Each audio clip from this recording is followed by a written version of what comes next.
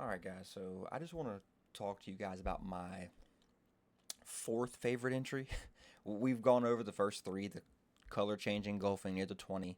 That's number one. Number two is the gift zone entry into the power, right? Number three is going to be the um, the power bar slamming into a 200, or a power bar originating from a flat 200, or a narrow state, just a power bar kind of in general. Number four is going to be a continuation entry, right? And I'll show you a couple examples of that.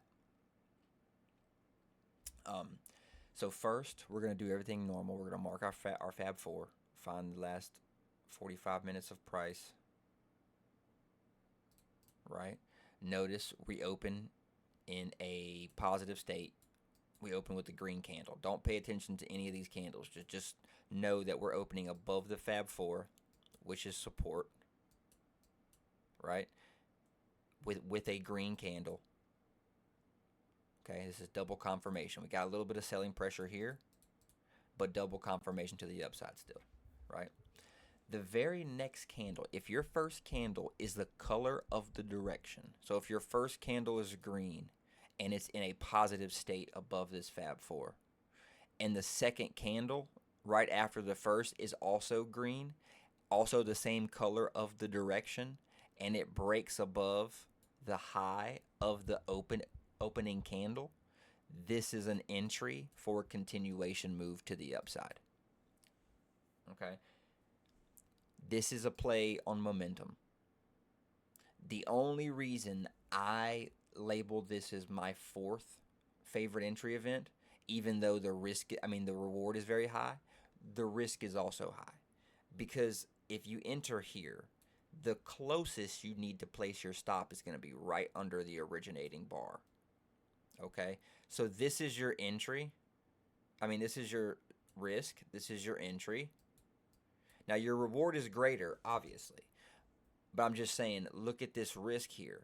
And if you don't place it here, the next would be right underneath these SMAs, because this shows power and a floor for price. As we know, this will hold price. So you really need to use the SMAs just to make sure you get that continuation move, but that's a higher risk. So this is why this is number 4 on my list, versus an example like this would be a color change engulfing with the risk right here. You see what I mean? So that's why that one's number 1. But these continuation plays can get you in quick, and sometimes moves can just straight happen, just immediately with no color change, and you'll be in because of the continuation play. Right? So that's why I do like these entries, but manage your risk. Now, obviously, you could place your risk right under the second bar if you wanted to, but you would have been stopped here, and then the move would have happened. That's why you really need to use the first bar or the floor and support of the SMAs in Fab 4. It's just going to be a higher risk for plays like this. Notice everything is lining up correctly. Now, on these plays, we don't necessarily need the 20 to be above and trending, right? Because it's more of a momentum, it's more of a price action, it's more of a continuation play versus a candlestick pattern in relation to location of 20 or 200. But it's coming from that, or originating from that state of the SMAs, which would be tight, narrow, right? So that has to line up as well. This has to come from a decent Fab 4, a narrow state SMA, right? And then you get the power, you get the continuation. So that has to line up. Now, this doesn't have to line up perfectly like our color change. We're more so just focusing on the power and continuation from this narrow, tight state versus where this is in relation to this one forming, right? So that's just something to keep in mind with these continuation plays. Let's look at some more. Let's look at some more continuation plays. I know there's some. somewhere. This one was a pretty good one because the state was narrow, right? So if you go ahead and mark your Fab 4,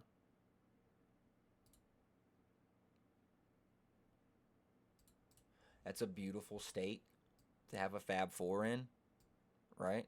So all we're doing is we're noticing where price is opening positive in relation to the Fab 4. So we're bullish, right?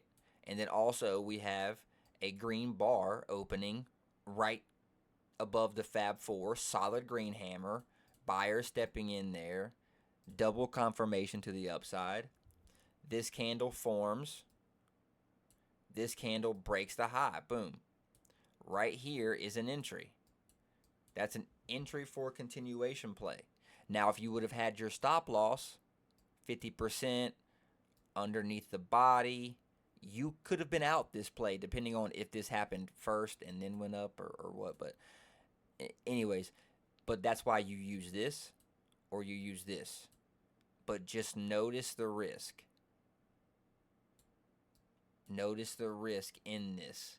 But as you can see, if you didn't take this play, you would have only gotten the color change entry here, which would have, you could have still made money up here because we take profits, some profits 50% to our full TP. So we would have been positive in this trade. But the point is, look at the move you missed, right? Because you didn't want to take the continuational risk. So it's going to be up to the trader. It's going to be up to what your risk tolerance is, and how you want to approach the market. But as you can see, we never got a color change entry. Never got one, right? This is a big move with no color change entry. So this is why these entries are nice sometimes. You want to get in, you want to get out. I'm done for the day. Just everybody else can worry about this. That's nice too, but just notice the risk that is involved with this. Okay? So it's just a couple examples. It's nothing too crazy, too technical. It's really a continuation play of what we already know. We already know the Fab 4 and how it needs to look, where it needs to be. We already know where price needs to open in relation to the Fab 4. We also know that the color of the opening candle is second confirmation if it is in the same location as the sediment of the Fab 4. So if the first candle's green and it opens above, that's double confirmation for longs. If the first candle's red and it opens below, that's double confirmation for shorts. Right? So really nothing too crazy. Again, you don't need for everything to line up. You don't need for the 20 to be trending away from the 200. Really what we're focusing on is the narrow coming from the narrow state, opening from the narrow state and getting a continuation. It's more of a momentum play, a continuation play versus location compared to the SMA. That's more in relation to this, as we can see, uses it as a floor. Here it's kind of originating from this trampoline area, which would be just this tight, narrow Fab 4 space. Right now, if you get the 20 on top and you get the trending, that's cool. It's double. That's more confirmation, but it's not a requirement in this. That's really all I'm getting at. But yeah, I mean nothing too crazy here. It's how it goes. Fab 4 for this one. I mean, this one is decent. That's 12. So this one's all right. Fab 4 could be a little better, as you can see, but you open in the Fab 4. Then once you get a break below this Fab 4, boom, look at this slight color change. I mean, slight give zone, I'm sorry, right there into that power. That's that second entry that I like talking about right there, that gift zone entry, right? Your stop is 50% of the first bar or above of the 20 SMA for that. That's just a quick example showing you guys. But yeah, this video is really only about that continuation. But it happens. The risk is going to be higher, right, guys? So always know that whenever you do those continuation plays, the risk is going to be higher. This one we didn't get one, right? But our bullish sentiment was still there, right? We're riding this, color change 20, color change 20, ride this up. This is why I like the color change 20. Look how tight this stop is. But anyways, that's a continuation play to the upside, coming from a narrow state. Just so you guys know, just wanted to show you guys a quick video of that fourth entry event. All right. See you later.